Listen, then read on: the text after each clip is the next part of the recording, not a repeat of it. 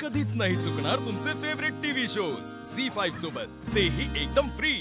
आमची खरी आई कधी मोठा ऍक्सिडेंट झाला त्याच्यातनं कशी काय वाचली बरं, आणि एवढ्या वर्षानंतर बरं आणि आता आमच्या आई साहेब घरातनं गायब झाल्यावरच नेमकी आमची खरी आई आल्या असं सांगतोय काय तर हो।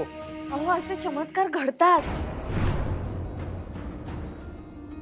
ते जेव्हा आपल्या आयुष्यात घडतात ना तेव्हा आपला त्यांच्यावर विश्वास बसतो। तुमचं म्हणणं बरोबर आहे, त्यांचा ऍक्सिडेंट झाला होता पण त्यांना त्यातून एका आजींनी वाचवलं, त्यांना घरी घेऊन गेला, त्यांच्यावर उपचार केले। आधी त्यांना काहीच आठवत नव्हतं पण मग त्यांना गोळ्या दिल्या, औषधं दिली आणि मग त्यांना हळूहळू गोष्टी आठवायला लागल्या। आणि जसं त्यांना आठवायला लागलं ना तसं त्या आपलं घर शोधत ते इथपर्यंत आल्यात अधिपती। मी तुम्हाला म्हटलं ना त्या दिवशी मला भुवनेश्वरी मॅडम सारख्या कुणीतरी दिसल्यात म्हणून, फक्त त्या अशा खूप साध्या वेशात होत्या आणि वेगळ्याच दिसत होत्या। मी तुम्हाला म्हटलं ना तेव्हा तुम्ही माझ्यावर विश्वास ठेवला नाही, पण तेव्हा मला त्याच दिसल्या होत्या।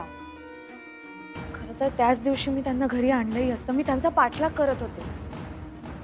तेवढ्यात तुमचा फोन आला, माझं दुर्लक्ष झालं आणि परत बघितलं तेव्हा त्या नव्हत्या तिथे।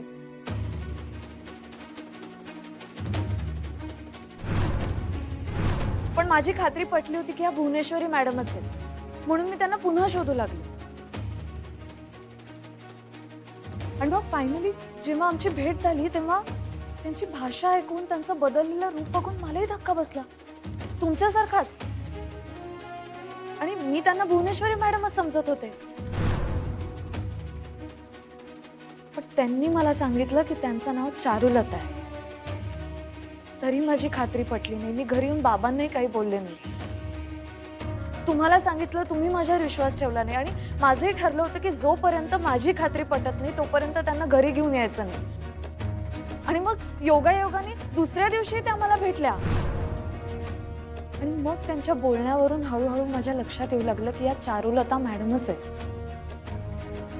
नाही नाही काय सांगू नका आम्हाला, हे सगळं खोटं आहे, हे खोटं आहे सगळं। बरं ठीक आहे, तुमचं असं म्हणणं आहे की मी खोटं बोलते ना, ठीक आहे। जेव्हा मॅडमचं आणि बाबांचं बोलणं झालं ना तेव्हा त्यांना काही अशा गोष्टी माहित होत्या ज्या फक्त चारुलता मॅडमनाच माहित असू शकतात। त्यांच्या पहिल्या भेटीपासून तुमच्या जन्मापर्यंतच्या सगळ्या गोष्टी त्यांनी सांगितल्या, सगळ्या आठवणी सांगितल्या। यावर तरी विश्वास ठेवा। हो वाच करावं आता, मला काय काय कळलं झालं, मला काय सहन होईना झाले, काय बोलताय तुम्ही, काय सहन होईना मला, खरंच काय कळत।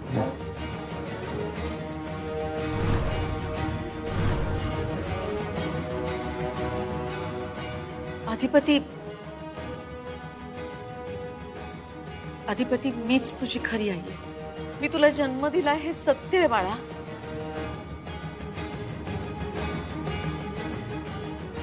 तू नको असं स्वतःला त्रास करून घेऊस।